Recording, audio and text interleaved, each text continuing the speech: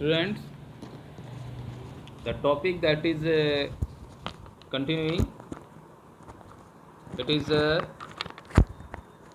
challenges faced by political parties. Means, what are the main problems and the challenges which are faced by the political parties. In last video we have discussed the two main problems or challenges that are facing by the political parties. First was lack of internal democracy in the political parties, and the second was the dynastic succession. Today we will discuss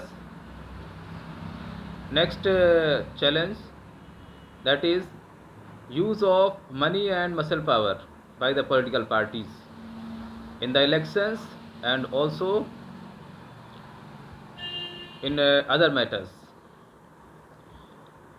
So money and muscle power. Nowadays elections are focused mainly on winning at any cost. So party tries to use shortcut like using money and muscle power. The political parties try to select or dominate those candidates who can raise money or provide muscle power. Sometimes wealthy people and big companies also get involved in the democratic politics for their own interest and try to influence decision making process.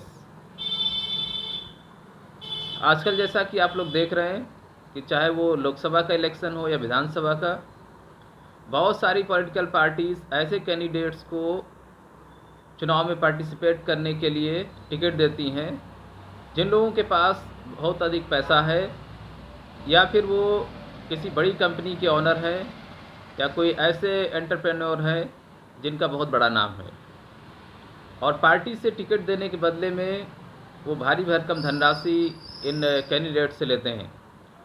और ऐसे लोग जो लंबे समय से party के कार्यकर्ता हैं, पार्टी के लिए कार्य करते आए हैं, उनको इलेक्शन में पार्टिसिपेट करने का मौका नहीं मिल पाता है।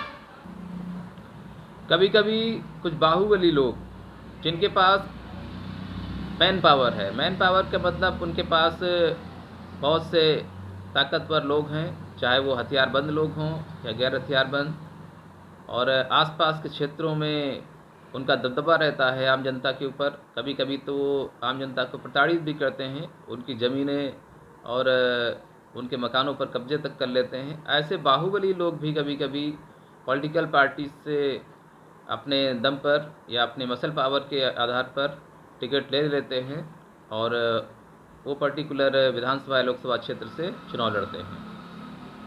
तो ऐसी कंडीशन में ऐसे लोग जो कभी भी जनता के फेवरेबल नहीं रहे, चाहे ये मनी पावर वाले लोग हों या मसल पावर वाले लोग, ये जनता के ऊपर हमेशा डोमिनेंट रहते हैं, जनता के ऊपर जोर ज़बरदस्ती थोपते हैं, लेकिन फिर भी पॉलिटिकल पार्टियां इनको इलेक्शन में पार्टिसिपेट करने के लिए मौका देती हैं।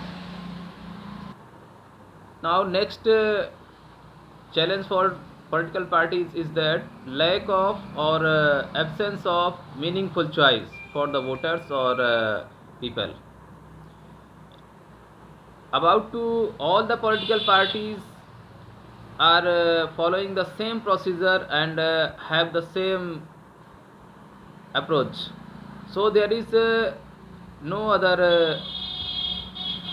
chance or no other option for the people, and they have to ultimately choose any of these candidates.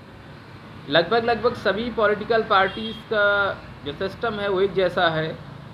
अगर मनी और मसल पावर का यूज़ सभी पार्टियां कर रही हैं और इंटरनल डेमोक्रेसी की लाइकनेस सभी में है, तो वो किसी भी पार्टी हो, कोई भी पार्टी हो, उसके पास कोई नया आइडिया, नया विज़न या कोई नया पैटर्न नहीं है कि जो वो जनता के सामने एक नए ऑप्शन को रखें और उनके सामने कोई एक मीनिंगफुल चॉइस रखें। तो ऐसी कंडीशन में वोटर और जनता ना चाहते हुए भी इन्हीं पॉलिटिकल पार्टीज़ में से किसी को सेलेक्ट कर लेते हैं, किसी को वोट देते हैं। उनके पास कोई मीनिंगफुल चॉइस ही नहीं है। तो ये भी एक बहुत बड़ी ये पॉलिटिकल पार्टीज़ की कमी है और उनकी नाकामी है कि वो जनता के सामने पब्लिक के लिए पब्लिक डिमांड के अकॉर्डिंग कोई ऑप्शन नहीं रख पा रही हैं।